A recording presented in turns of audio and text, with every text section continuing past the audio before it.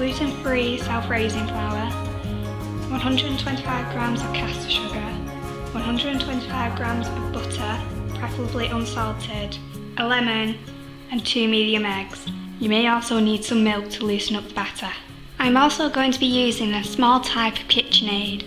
If you don't have one of these, you can also use just a regular whisk. Our first step is to make sure that our oven is preheated to 180 degrees. Then we need to add our dry ingredients into the mixer. Our next step is to add in 1 egg at once, mixing in between. Now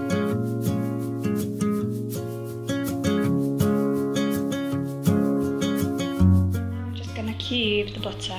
You want to make sure that your butter is room temperature just so it's easier to mix up and cut. Now little by little we're going to mix in the butter. You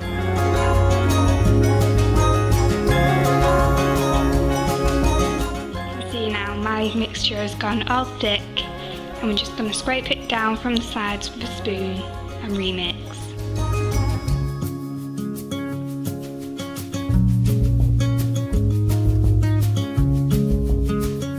Before we whisk the mixture again, we want to add the zest of 1 lemon.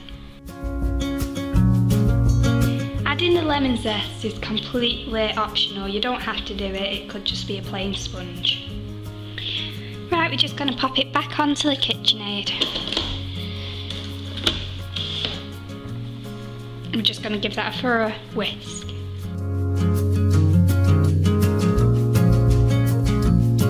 Now, little by little, you're going to add in milk.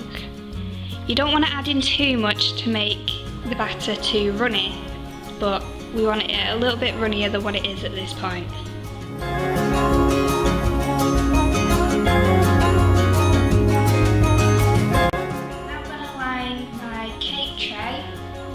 Greaseproof paper. Because my cake tray actually has a detachable bottom, I'm only going to cover the bottom in greaseproof paper.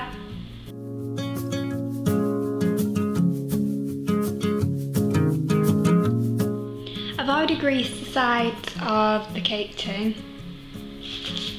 so all I'm going to do is grease the bottom to keep the greaseproof paper in place.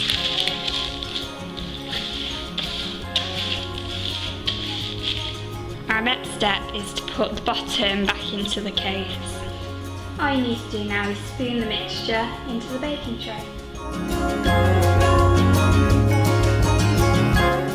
Spread it out so it's even.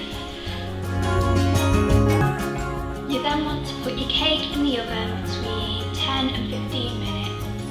Keep an eye on it and just check it every 5 minutes.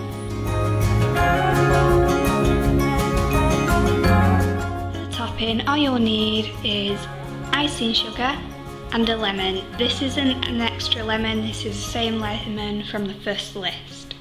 The first thing you need to do for the top coat of your cake is cut your lemon in half and squeeze it into a container. I'm just going to squeeze it straight into the pan as this mixture needs to go on the hob.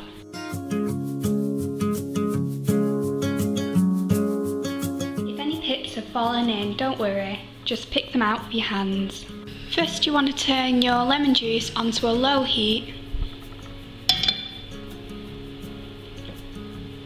and little by little we're going to add icing sugar. Because it's such a small amount of liquid, I find it easiest to tilt the actual pan on its side. It still heats the same way, you just really need to keep an eye on it.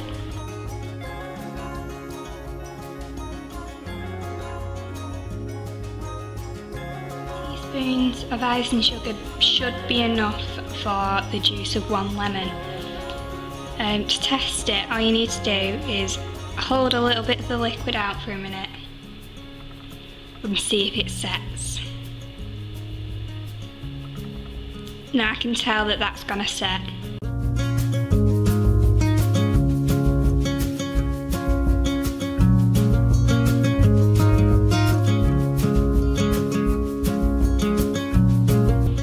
as your cake has come out of the oven, all you want to do is stab it with a skewer.